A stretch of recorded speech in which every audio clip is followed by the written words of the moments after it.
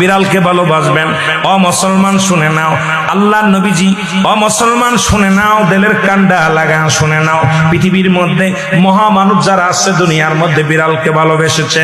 এই বিড়াল একটা গৃহপালিত পশুর মধ্যে পড়ে যায়, এটা এত প্রভুভক্ত হয়, এত মুসলমান শুনে নাও, বিড়ালটাকে অত্যন্ত মায়া করবেন। বিড়ালটা যদি দোয়া করেন, বিড়ালটাকে বিনা কারণে কোনো বিষ দিয়ে মারবেন না, কোনো কিছু দিয়ে মারবেন না। ও মুসলমান শুনে নাও, বিড়ালটাকে যত্ন করবেন।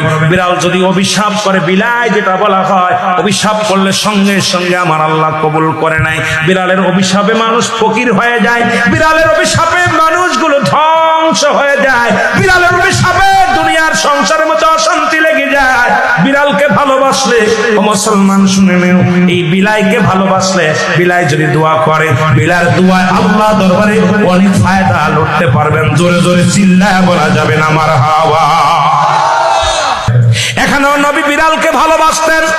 এখনো মক্কা মদিনা অসংখ্য বিড়াল আছে যারা মদিনায় গেছেন হজ করতে।